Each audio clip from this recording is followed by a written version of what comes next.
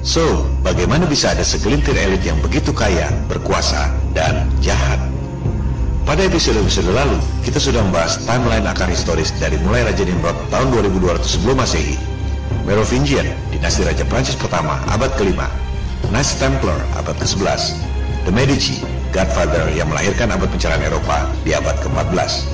Kita sudah membahas bagaimana Knights Templar, sekelompok tentara miskin di Prancis yang logonya satu kuda dua orang, bisa menjelma jadi The Bank of Europe dengan kekayaan yang luar biasa lewat bisnis perang. Begitu pula dengan The Medici yang lahir sebagai anak pedagang lokal biasa di Florenza, Italia, bisa menjadi Godfather abad pencerahan yang mengasuh anak-anak muda berbakat seperti Michelangelo, Leonardo da Vinci, Galileo, dan lain-lain. Sejarah kembali berulang, kali ini di Frankfurt, Jerman. Tahun 1769, ada seorang bankir pedagang emas yang tinggal di ruko lantai 5. Namanya Mayer Amsel Bauer. Ia penganut aliran mistik Freemason. Ia memasang jimat perisai merah, Rothschild dalam bahasa Jerman. Lafal Inggrisnya Rothschild. Ia pun berganti nama menjadi Mayer Amsel Rothschild.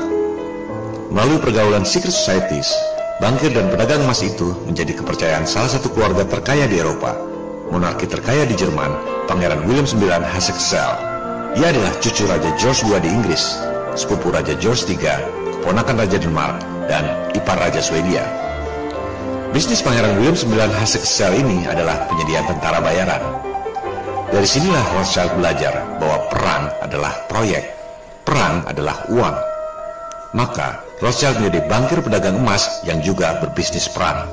Dari sini pula lah Rothschild belajar bahwa bisnis kredit yang paling menguntungkan adalah memberi hutang kepada raja-raja. Karena di samping memiliki aset yang banyak, para raja pun memiliki pendapatan yang pasti, yaitu pajak rakyat. Royal Kingdom memperoleh pendapatan dari royalty. Satu hal yang tak diajarkan di sekolah, di Eropa dan di negara-negara maju, yang namanya bank sentral yang punya hak mencetak uang di sebuah negara adalah swasta.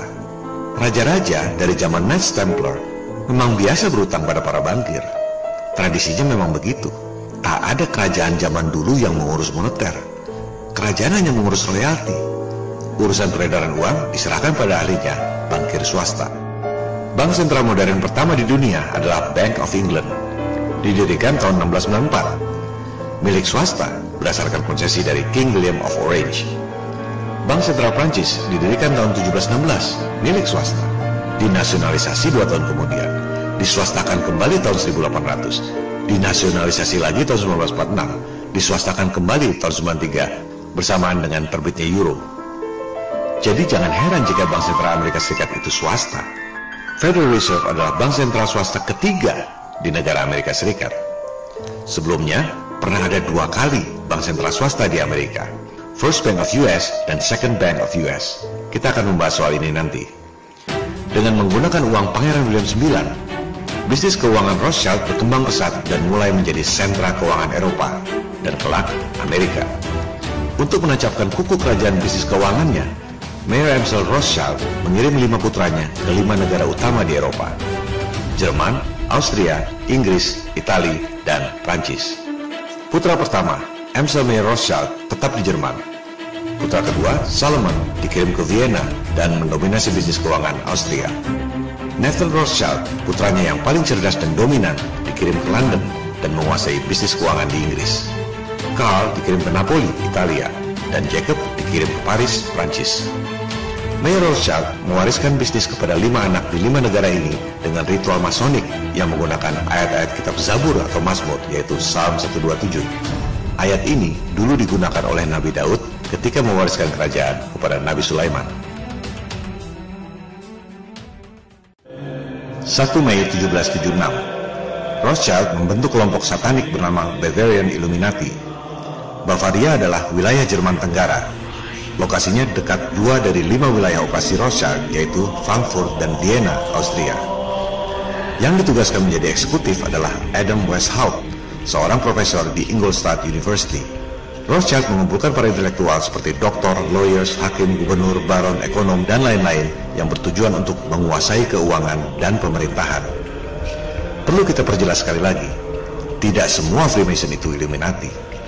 Ada ribuan cabang Freemason. Dari situ, Ada banyak lagi cabang yang bernama Illuminati, Alumbrados di Spanyol misalnya. Kebanyakan Freemasonry hanya ritual-ritual keagamaan. Hanya ada satu cabang Illuminati yang bertujuan menguasai keuangan dan pemerintahan, yaitu Bavarian Illuminati yang didirikan oleh Rothschild. Perhatikan tanggal lahirnya, 1 Mei 1776, 2 bulan sebelum kemerdekaan Republik Modern pertama di dunia, Amerika Serikat. 13 tahun sebelum berdirinya Republik Modern kedua di dunia, Prancis. 1 Mei adalah Hari Buruh yang dulu disebut Hari Komunis alias May Day. Bavarian Illuminati atau kita sebut Illuminati mendanai kelompok Jacobin atau Yakobin yang paling radikal dan berpengaruh dalam revolusi Prancis sehingga menjadi negara republik seperti yang kita kenal sekarang ini. Rothschild membangun markas Illuminati berupa Masonic Lodges Grand Orient di Prancis, lengkap dengan logo piramida terpancung yang biasa kita lihat pada uang dolar. Illuminati menggunakan cabang-cabang Freemason yang lain untuk melaksanakan tujuannya. Rencana makar secret societies ini terbongkar. Organisasi Bavarian Illuminati dibubarkan oleh pemerintah Jerman 1785. Secara organisasi, Illuminati sudah tidak ada. Tak ada kantornya, tak ada pegawainya, dan lain-lain. Illuminati berkembang menjadi ideologi, Novus Ordo Seclorum, New Order of the Ages alias New World Order. Meski organisasinya sudah tidak ada, ideologi Illuminati tetap hidup dan sangat ditakuti oleh pemerintahan banyak negara di zaman itu. Tahun 1798, Profesor John Robinson menulis tentang ancaman ideologi Illuminati. Perhatikan judul bukunya. Ketika saya mengatakan bahwa elit global bertujuan untuk membangkrutkan negara-negara di dunia, menghancurkan agama-agama di dunia, itu bukan kata-kata saya, melainkan esensi dari buku Profesor John Robinson yang ditulis 218 tahun yang lalu. Illuminati adalah ideologi yang sangat menakutkan bagi mereka yang mengerti. Anda bisa mengakses secara online ke George Washington Papers di Library of Congress.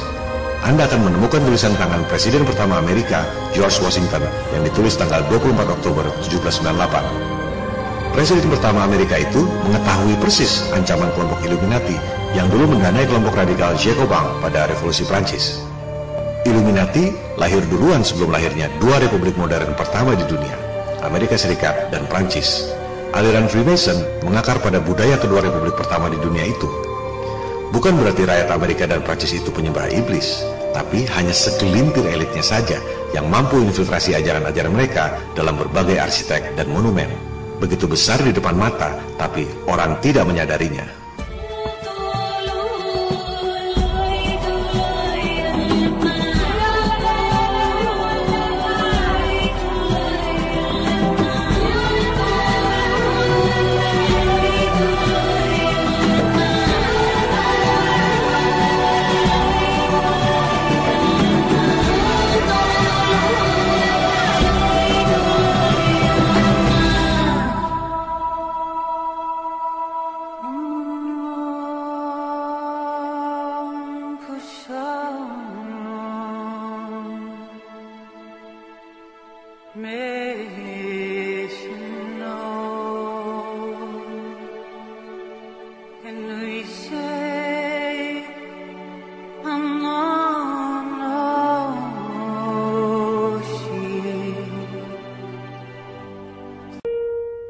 Anda lihat sendiri tulisan tangan Presiden George Washington yang disimpan di Library of Congress. Illuminati adalah ancaman yang nyata, menghancurkan agama-agama dan negara-negara di dunia untuk menguasai keuangan dan pemerintahan. Zaman itu, orang melihat sendiri bagaimana Illuminati sukses mendanai kelompok Jacobin sehingga berhasil mendirikan Republik Prancis. Mengapa Illuminati ingin menggulingkan pemerintahan? Supaya dapat konsesi. Bank Sentral Prancis, milik swasta yang dinasionalisasi tahun 1718, diswastakan kembali tahun 1800 akibat revolusi, milik Rothschild. Dari situ keluar ungkapan Rothschild yang terkenal, berikan saya hak untuk mencetak uang negara, saya tak peduli siapa pemerintahnya. Dari bisnis bank sentral yang punya hak monopoli cetak uang negara, dikombinasi dengan bisnis perang untuk menggulingkan pemerintahan, kekayaan Rothschild sudah tidak terbendung. Ketika perang Napoleon meletus, Rothschild mendanai kedua pihak yang berperang. Nathan Rothschild di London membiayai Inggris lewat hutang. Jacob Rothschild di Paris membiayai pihak Napoleon lewat hutang. Rothschild bertaruh di atas dua kuda yang berperang. Pihak manapun yang menang, Inggris atau Prancis, sudah pasti Rothschild yang menang. Bank sentral pertama di Amerika didirikan tahun 1791. The First Bank of US, milik Rothschild. Konsesi 20 tahun sampai 1811. Rothschild masuk lewat agennya, yaitu Alexander Hamilton, Menteri Keuangan Amerika pertama di era Presiden George Washington. Dari sejak berdiri sebagai negara republik, Bank Sentral Amerika tahun 1791 adalah swasta. Tiap dolar yang dicetak adalah utang pemerintah Amerika kepada para bankir swasta. Sejak Republik Amerika Serikat berdiri. Ini bukan kata saya, Anda baca sendiri, itu kata Departemen Keuangan Amerika. Semua data ada di depan mata, tapi kebanyakan orang ignorant. Tahun 1811, konsesi 20 tahun First Bank of US berakhir. Pemerintah Amerika Serikat tak mau memperpanjang konsesi bank sentral swasta. Apa yang terjadi? Inggris menyerang Amerika. Neville Rothschild di London mengatakan, kasih pelajaran pada bangsa Amerika yang tidak patuh itu.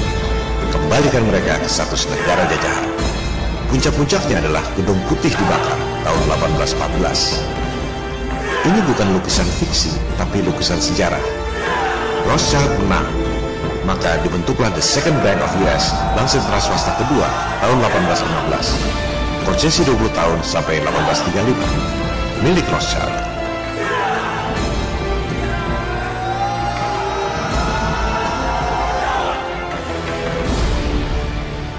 Tahun 1815 itu, Rothschild sudah menjadi keluarga terkaya di dunia. Tidak tertandingi, tapi ambisinya belum selesai. Berikan saya hak untuk mencetak uang negara, saya tak peduli siapa pemerintahnya. Itulah ideologi Illuminati. Bank sentral Inggris, Prancis, dan Amerika belum cukup untuk Rothschild. Ia ingin membuat mata uang tunggal Eropa. Ia tahu semua negara di Eropa berutang padanya. Itu yang menjadi kekuatan Rothschild untuk menekan agenda pembentukan mata uang tunggal Eropa. Lewat Kongres Vienna 1814-1815, Rothschild mengundang raja-raja Eropa untuk membentuk mata uang tunggal Eropa. Ketika euro beredar tahun 1993, banyak orang kaget. Padahal Rothschild sudah berusaha mewujudkannya 180 tahun sebelumnya. Semua raja di Eropa sulit menolak proposal Rothschild karena semua raja berutang padanya, kecuali satu, Tsar Alexander I Rusia yang tak pernah punya hutang padanya. Tsar menolak proposal Rothschild, maka rencana penerbitan euro tahun 1819 pun kandas. Rothschild bersumpah akan membunuh Tsar beserta keluarganya. Sumpah Rothschild ini terwujud 102 tahun kemudian. Tsar Nicholas II beserta keluarganya dibunuh oleh rejim komunis binaan Rothschild. Sebuah tragedi kemanusiaan dunia yang menyisakan misteri Putri Anastasia yang konon lolos dari pembunuhan keji itu. Kita akan kembali membahas soal ini. Tahun 1848, ada 3 hal bersejarah yang dilakukan keluarga Rothschild yang merubah dunia untuk selamanya. Pertama, Rothschild mendanai agen Illuminati, Giuseppe Mazzini, untuk memimpin revolusi Italia. Perang adalah uang. Mazzini dikenal sebagai pionir rejim fasis di Italia, yang kelak diikuti oleh fasisme Hitler di Jerman. Dari sepak terjang Mazzini, kemudian lahir istilah mafia. Mafia adalah singkatan dari Mazzini Autorizza Furti Incendi Avvelenamenti. Indah sekali kedengarannya, yang artinya Mazzini memenangkan pencurian, pembakaran, dan peracunan. Itulah mafia. Jika mafia ditakuti di seluruh dunia, Rothschild adalah cukong yang mendirikan sejarah mafia di dunia. Bukan cuma gangster, tapi jauh lebih kejam, bankster. Kedua, tahun 1848 itu, Rothschild mendanai pembuatan master plan bagaimana agar kelompok kecil orang bisa menguasai dunia lewat perekonomian. Nama platformnya The Protocols of Zion. Ketiga, masih di tahun 1848 itu, Rothschild mendanai pembuatan master plan untuk menjatuhkan Tsar Rusia. Maka ditunjuklah cucu sepupu istri Neville Rothschild untuk membuat doktrin komunis. Karl Marx. Orang berpikir Karl Marx adalah orang Jerman atau orang Rusia. Padahal ia adalah orang Yahudi, putra dari Herschel Mordecai. Karl Marx tak ada hubungannya dengan negara-negara komunis. Ia hanya menulis buku untuk memprovokasi kaum buruh dan proletar di Rusia agar berontak dan membunuh Tsar Rusia sesuai sumpah Neville Rothschild. Maka dibakarlah kemarahan kaum buruh dan proletar di Rusia. Janji-janji sorga bahwa sistem komunis akan membawa kesejahteraan bagi kaum buruh dan tani. Ia tak peduli bahwa sistem itu akan gagal. Yang penting bagaimana caranya menggulingkan Tsar sehingga Rothschild punya kekuasaan di Rusia. Karl Marx menciptakan janji sorga komunisme di dunia lewat 2 buku, yaitu The Communist Manifesto dan Das Kapital. Buku itu jadi buku standar paham komunis di seluruh dunia. Padahal Karl Marx tak pernah menginjak negeri komunis. Coba Anda cek, Karl Marx menulis buku The Communist Manifesto di Brussels, Belgia, tahun 1848. Kemudian, Karl Marx menulis buku Das Kapital di London 1867, markas keturunan Neville Rothschild. Dan akhirnya, Karl Marx membentuk First International Communism di London lagi. Jadi, jangan heran jika Soviet dan Amerika kompak membom nuklir langit selama 4 tahun. Jangan heran jika Soviet diam saja, NASA berbohong pergi ke bulan. Mereka adalah dua sisi dari koin yang sama, Illuminati. Para elitnya, bukan seluruh rakyat. Kebohongan NASA dan satelit tak ada apa-apanya dibanding kebohongan dan kejahatan elit global lainnya. The Antichrist, Al-Masih Ad-Dajjal.